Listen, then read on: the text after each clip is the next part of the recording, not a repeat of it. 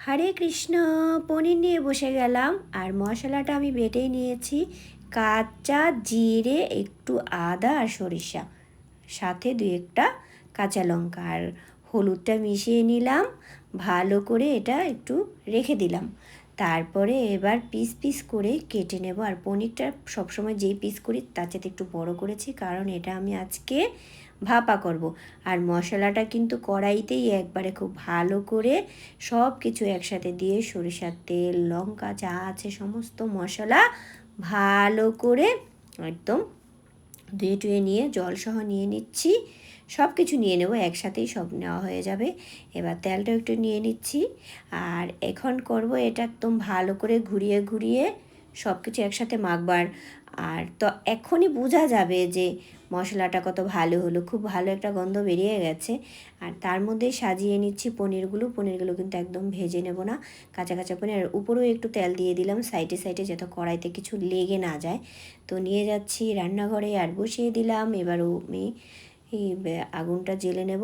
অল্প একটু লবণ আবার উপরে দিয়ে দিলাম, যাতে পনিরটাই ঢোকে, কারণ পনিরটাতে তো আর আমি করতে পারিনি, মাখাইনি, ভেঙে যাবে, কাঁচা ছিল তাই। তো সব কিছু দিয়ে এবার আমি দিয়ে দিলাম।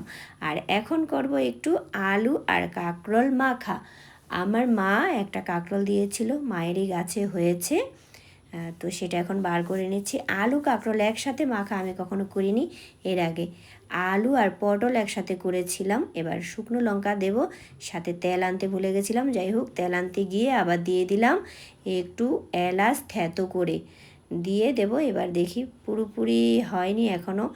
ভালো করে যখন পুরোটা হয়ে যাবে তখন কিন্তু তেলটা উপরে ভেসে উঠবে, তখনই বোঝা যাবে হয়ে যাবে। এবার এলাচ গুঁড়োগুলি দিয়ে দিচ্ছি, দিয়ে আর একবার একটু ঢেকে আঁচ একদম কমিয়ে দিতে হবে। আর এটা এত সুন্দর গন্ধ বেরিয়েছে যেটা তোমরা তো বুঝবেই না, বাড়িতে করো তাহলে বুঝতে পারবে। তো আবার আমি চলে আসলাম কাঁকরোল আর আলুর কাছে। এইবার শুকনো লঙ্কাটা একটু নুন দিয়ে একদম ডলে নিচ্ছি। আর এইরকম, তো এইবার আর একটু তেল দিয়ে নেব। আর এই মাখামুখিতে কিন্তু একটু বেশি তেল দিলে ভালো লাগে, মাখাটা না একদম নরম নরম মাখা মাখা হয়। আর গন্ধটা খুব ভালো হয় গরম গরম গরম অন্নের সাথে। আর অন্নটা যদি একটু ঝরঝরা হয় তাহলে কিন্তু আর একটু বেশি ভালো লাগে। তো এখন করে নিচ্ছি মাখাটা।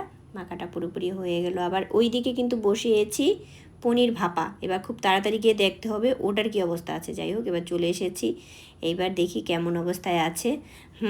এবার বোঝা যাচ্ছে যে হয়ে যাচ্ছে, কারণ একটু তেলটা ভেসে ভেসে উঠেছে।